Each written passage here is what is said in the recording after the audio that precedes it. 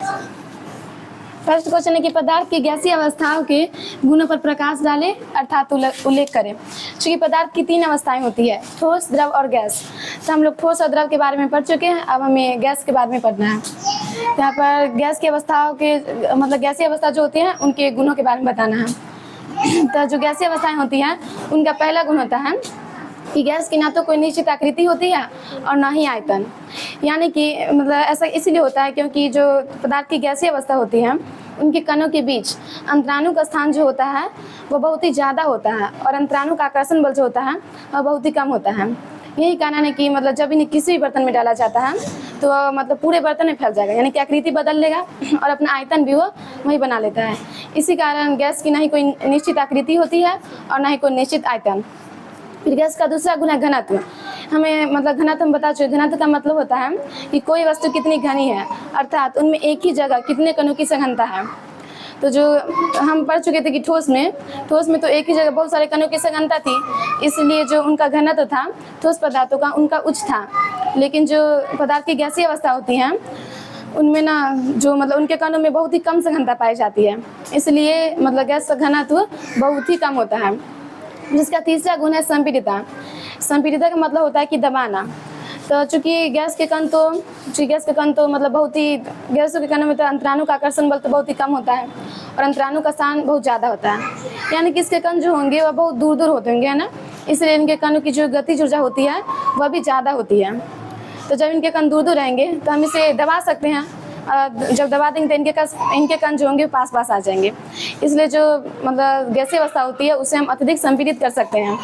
और मतलब इसी गुण के कारण मतलब इसे खाना पकाने हेतु सिलेंडर में भी भरा जाता है और अभी वाहनों में भी इसका प्रयोग किया जाता है CNG के रूप में। फिर गैस का अगला गुण है गैसों का प्रसार। यानी कि प्रसार का मतलब होता है कि जब हम किसी भी पदार्थ को ठंडा करते हैं तो उनके कणों की गतिज ऊर्जा जो होती है वह ज़्यादा होने लगती है और वह पदार्थ फैलने लगता है, इसी को हम कहते हैं प्रसार। तो गैसों को भी जब इसी तरह हम गर्म करते हैं तो उनके भी कण फैलने लगते हैं। चूँकि गैस के कण तो पहले से गतिशील होते हैं, लेकिन जब उनको गर्म करेंगे तो और भी ज़्यादा गतिशील हो जाएगा और इधर उधर भागने लगेगा। यानी कि जब हम मतलब गैसों का प्रसार यानी कि गैस को जब गर्म करेंगे तो उसका जो आयतन होगा बहुत ही बढ़ जाएगा। अब इसका अगला गुण है गैसों का संकुचन। संकुचन भी हम पढ़ चुके। जब किसी पदार्थ को ठंडा किया जाता है तो उनके कणों की जो गतिज ऊर्जा होती है वह कम होने लगती है और उनके कण सिमटकर एक जगह आने लगते हैं, इसी को हम कहते हैं संकुचन। जब गैसों को भी ऐसे ही ठंडा किया जाता है तो उनका भी संकुचन होने लगता है और फलतः उनका आयतन घट जाता है। फिर अगला है गैसों का विसरण। विसरण का मतलब होता है कि जब दो गैसें मतलब अपने आप मिल जाती हैं आपस में तो उसे हम कहते हैं गैसों का विसरण। चूँकि यह गैस की एक स्वाभाविक प्रवृत्ति है और इसमें ना घनत्व पर कोई माने मतलब नहीं है, क्योंकि जब हमें द्रव में पढ़ाए थे तो द्रव के विसरण में तो घनत्व पर भी निर्भर था। जिसका घनत्व ज़्यादा होता था वह जल में मतलब जल्दी विसरित नहीं होता था और जिसका घनत्व कम होता था वह जल में जल्दी विसरित हो जाता था, यानी कि जल्दी मिल जाता था। लेकिन गैसों में घनत्व मतलब इसमें घनत्व का कोई मतलब नहीं होता। अरे किसी गैस का घनत्व ज़्यादा है और किसी का कम है तो वो दोनों भी आपस में मिल जाएगा, क्योंकि उसके कण में तो मतलब अंतराणु का स्थान बहुत ही ज़्यादा होता है ना, जिसमें कोई भी गैस आकर तो आपस में मिल सकता है। इसका अगला गुण है गैसों का संघनन। गैसों का संघनन यानी कि जब किसी भी गैस को ठंडा किया जाता है तो सिमटकर एक जगह आ जाते हैं और द्रव रूप में बदल जाते हैं, इसी को हम कहते हैं गैसों का संघनन। इसका अगला गुण है गैसों का दाब। यानी कि चूँकि गैस के कण इतने गतिशील होते हैं तो आपस में एक दूसरे से भी टकराते रहते हैं या फिर बर्तन की दीवारों से ही टकराते हैं, तो जिस चीज़ से टकराते हैं उस पर दबाव डालते हैं, इसी को कहते हैं गैसों का दाब। फिर अगला क्वेश्चन है पदार्थ की गैसीय अवस्था अत्यधिक संपीड़ित कैसे हो जाती है। तो पदार्थ की जो गैसीय अवस्था होती है वो अत्यधिक संपीड़ित हो जाती है क्योंकि उनके कणों के बीच जो होता है अंतराणु का स्थान बहुत ज़्यादा होता है और उसकी गति जो भी बहुत ज़्यादा होती है और जब उसे दबाते हैं तो चूँकि उसके कण दूर दूर रहते हैं तो दबाएंगे तो पास आ जाएगा, इसलिए यह ज़्यादा संपीड़ित हो जाता है। हम बता भी चुके हैं कि जो मतलब इसके संपीड़ित होने का फ़ायदा यह है इतना ज़्यादा संपीड़ित हो जाता है तो इसलिए गैसों का प्रयोग तो खाना पकाने तो मतलब गैस को सिलेंडर में भरा जाता है LPG के रूप में, जिसका फुल फॉर्म होता है लिक्विड पेट्रोलियम गैस, और CNG के रूप में भी प्रयोग किया जाता है, यानी कि गाड़ियों के ईंधन के रूप में। फिर अगला क्वेश्चन है कि संघनन क्या है। तो संघनन जब किसी पदार्थ को ठंडा किया जाता है तो उनका संकुचन होता है, यानी कि उनके कण जो होते हैं वो सिमटकर एक स्थान पर आने लगते हैं। तो ऐसे ही जब पदार्थ की गैसीय अवस्था को भी ठंडा किया जाता है तो उनके कण सिकुड़कर पास पास आने लगते हैं और द्रव का रूप धारण कर लेते हैं, इसी को हम कहते हैं गैसों का संघनन।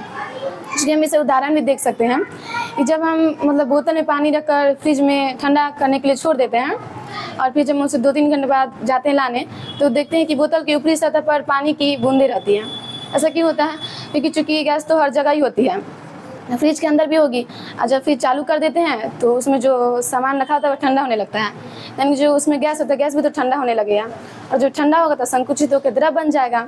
जो द्रव बन जाता है तो वहीं जो बोतल की ऊपरी सतह पर और चिपक जाते हैं, यानी कि उस पर रहते हैं। फिर क्रांतिक ताप किसे कहते हैं?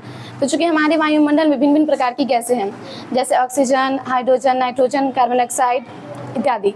तो इन सभी गैसों का एक अलग अलग तापमान होता है, जिस तापमान के ऊपर वे कभी भी द्रव रूप में नहीं आ पाएंगे। मतलब इसी को कहा जाता है क्रांतिक ताप। जैसे कि कार्बन डाइऑक्साइड है, उसका क्रांतिक ताप होता है 31 डिग्री सेल्सियस, यानी कि मान लो कार्बन डाइऑक्साइड गैस है, उसका अभी तापमान है 20 डिग्री सेल्सियस। तो जब उसको गर्म करते जाएंगे तो उसका प्रसार होता जाएगा, और एक समय ऐसा भी आएगा जब उसका तापमान हो जाएगा 30 डिग्री सेल्सियस, तो तब तो बहुत फैल गया होगा, यानी कि उसका बहुत प्रसार हो गया होगा। फिर मतलब जब गैस बहुत ज़्यादा फैल जाते हैं ना, तो हम उस पर काबू नहीं पा सकते हैं, मतलब वो बेकाबू हो जाते हैं और हम उसे दबाकर फिर उसे द्रव रूप में नहीं ला पाएंगे। और जैसे ही मतलब उसका चूँकि तापमान होता है 31 डिग्री सेल्सियस, तो जैसे 32 डिग्री सेल्सियस पहुँचेगा फिर हम उसको कभी भी द्रव रूप में नहीं ला पाएंगे।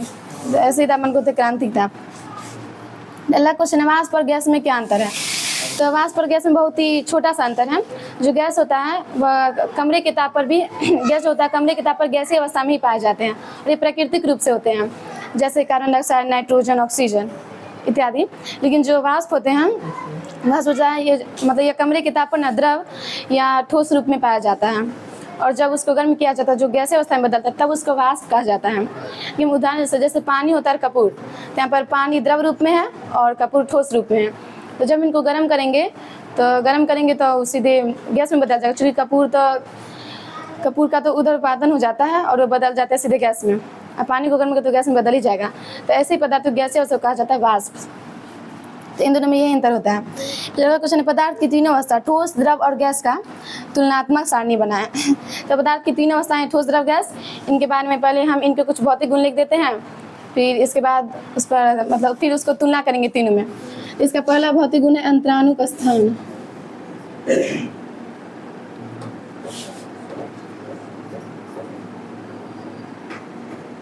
दूसरा अंतराणुक आकर्षण बल।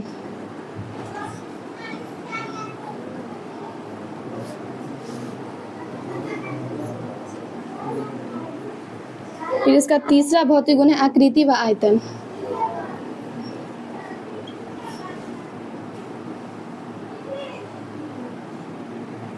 और चौथा है संपीड़ितता। पांचवा है कणों की ऊर्जा।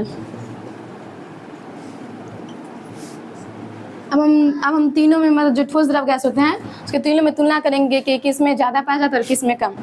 तो पहला है अंतराणुक स्थान, यानी कि जो कणों कोई भी पदार्थ होता है उनके कणों के बीच जो रिक्त स्थान पाया जाता है उसे हम कहते हैं अंतराणुक स्थान। क्योंकि जो ठोस होते हैं उनके कणों के बीच बहुत ही कम अंतराणुक स्थान पाया जाता है, जबकि जो द्रव होते हैं उनमें अंतराणुक स्थान ठोस की तुलना में ज़्यादा पाया जाता है, और जो गैसीय अवस्था होती है पदार्थ की उनमें तो अंतराणुक स्थान बहुत ही ज़्यादा पाया जाता है। फिर अगला है अंतराणुक आकर्षण बल, कि कणों के बीच में जो एक बल होता है जो इसे बांधे रखता है, जिसे खिंचाव बल। तो अंतराणुक आकर्षण बल जो होता है वह ठोस में बहुत ही ज़्यादा होता है, और द्रव में जो होता है वह ठोस से कम होता है, और गैस में तो अंतराणुक आकर्षण बिल्कुल नगण्य यानी कि शून्य के बराबर होता है। फिर अगला है आकृति व आयतन। जो ठोस पदार्थ होते हैं उनमें आकृति एवं आयतन दोनों ही निश्चित होता है, क्योंकि इनके कणों में जो अंतराणुक आकर्षण बल होता है वह बहुत ज़्यादा और अंतराणुक आकर्षण बहुत कम होता है, इसलिए इनके कण फिसल नहीं सकते हैं, मतलब फिसल नहीं पाते, जैसे इनकी आकृति और आयतन निश्चित बनी रहती है। जो द्रव अवस्था होती है उनमें आकृति अनिश्चित और आयतन निश्चित होते हैं, क्योंकि आकृति इसका अनिश्चित रहता है। जो द्रव को हम किसी भी बर्तन में डालते हैं, जैसे हम 1 लीटर पानी लिए उसको बोतल में डालें तो बोतल जैसा आकार ले लेगा, फिर उसको कटोरी में डालते कटोरी जैसा आकार लेगा, उसकी आकृति हर बार बदल रहा है। लेकिन जो आयतन मतलब फिक्स था, जब 1 लीटर जो बोतल में था तो पानी मतलब कटोरी में भी तो 1 लीटर ही रहेगा, कमेगा या घटेगा तो नहीं। और जो गैस होते हैं उनमें आकृति और आयतन दोनों ही अनिश्चित होते हैं, क्योंकि जब इन्हें किसी भी बर्तन में डाला जाता है तो वही आयतन भी बना लेता है और आकृति भी वही बना लेता है। फिर अगला है संपीड़ितता। संपीड़ितता मतलब दबाना, कि हम किसको कितना अधिक दबा सकते हैं।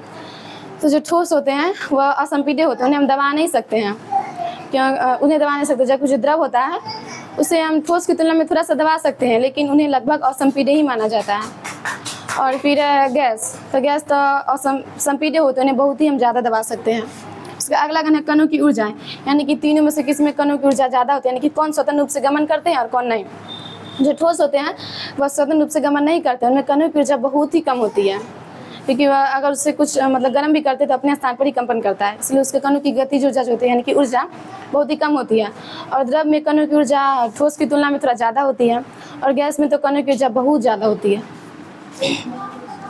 फिर अगला क्वेश्चन है तापमान का दो पैमाना, सेल्सियस और केल्विन में क्या संबंध है।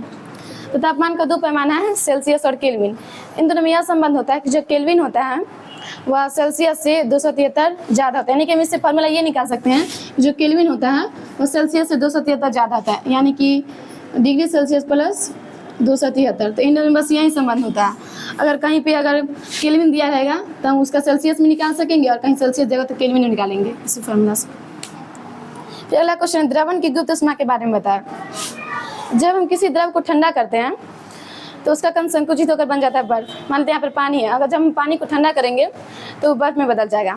फिर हमको मन किया कि उस बर्फ को बदलना है हमको पानी में। क्योंकि बर्फ का तापमान तो भी 0 डिग्री सेल्सियस होगा, क्योंकि जब पानी का तापमान 0 डिग्री सेल्सियस हो जाता है तो पानी नहीं रहता है, बल्कि बन जाता है बर्फ बन जाता है 0 डिग्री सेल्सियस पर। तभी बर्फ का तापमान होगा 0 डिग्री सेल्सियस। फिर हम चाहे कि अब हम उसे पानी बनाना चाहते हैं, तो आप पानी बनाने के क्या करें, उसे गर्म करेंगे, तभी तो उनके बीच के जो अंतराणु का आकर्षण बल होगा वो कम होता जाएगा और फिर बदल जाएगा द्रव में। तो इस तरह हम उसे गर्म करेंगे तो इसका रोचक बात यह होगा कि उसका जो तापमान होगा वह 0 डिग्री सेल्सियस ही रहेगा, मतलब ज़्यादा नहीं होगा। अब गर्म करें तो ज़्यादा होना चाहिए, लेकिन नहीं होता है। तो ये बात यह है कि ऊष्मा गई कहाँ, तो जो हम एक्स्ट्रा गर्मी दे रहे हैं वह तो जो बर्फ़ होता है, चूँकि बर्फ़ ठोस है तो मतलब जो बर्फ के बीच जो अंतराणु का आकर्षण बल है उनको छुड़ाने में लग रहा है वो एक्स्ट्रा तापमान जो हम दे रहे हैं, इसलिए उसका तापमान बढ़ नहीं रहा है। यही तापमान मतलब यही ऊष्मा जो मतलब अंतराणु का आकर्षण बल छुड़ाने चला गया, ये तापमान नहीं बढ़ा, इसी को हम कहते हैं द्रवण की गुप्त ऊष्मा।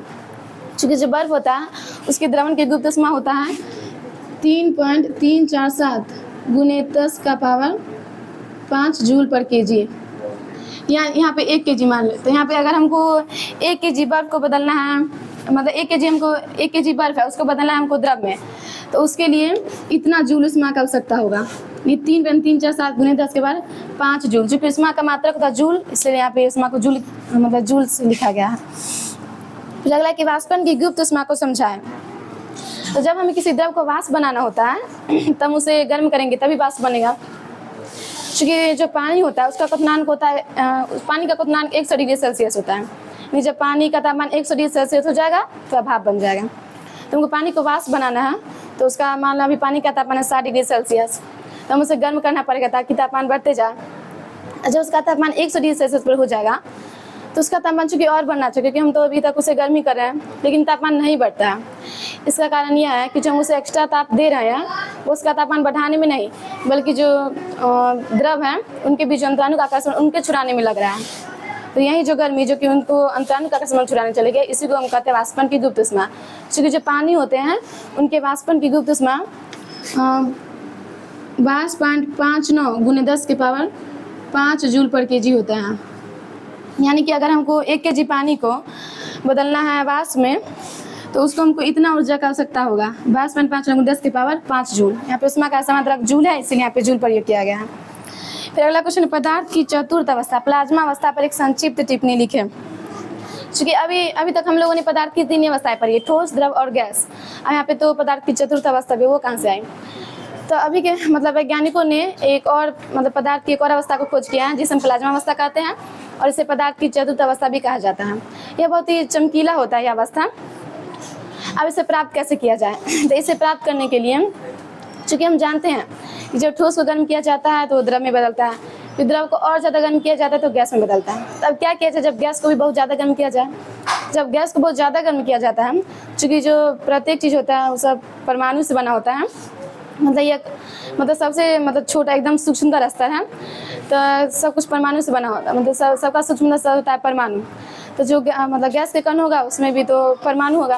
तो जब हम उसको और ज़्यादा गर्म कर देंगे तो परमाणु जो होगा वो भी टूट जाएगा।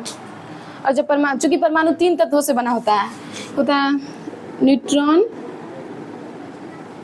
प्रोटॉन और इलेक्ट्रॉन।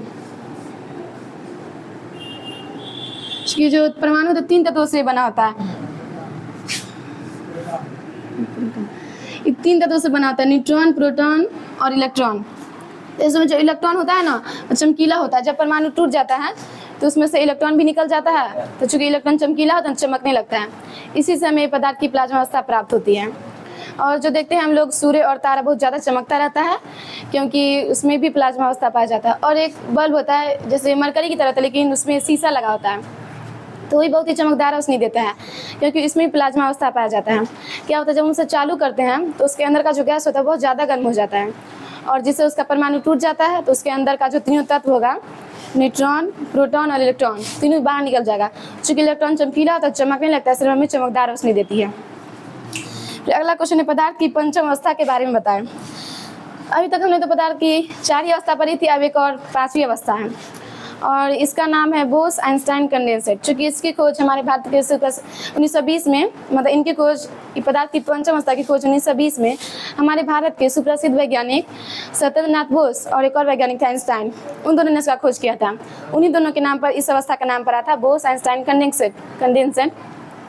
अब चूँकि इसको कैसे प्राप्त किया जाए, तो इसको प्राप्त करने के लिए क्या कहा जाता है, ये बहुत ही अति निम्न घनत्व वाला गैस लिया जाता है जिसका घनत्व बहुत ही कम होता है, और फिर उसको बहुत ही ज़्यादा ठंडा किया जाता है। तो बहुत ज़्यादा ठंडा करने पर जो अवस्था प्राप्त होता है ना, उसी को कहा जाता है बोस आइंस्टाइन कंडेंसेट। फिर अगला स्टडी मोटिवेशनल शायरी। राह संघर्ष की जो चलता है वही संसार को बदलता है। राह संघर्ष की जो चलता है वही संसार को बदलता है। जिसने रातों से जंग जीती सुबह सूर्य बनकर वहीं चमकता है।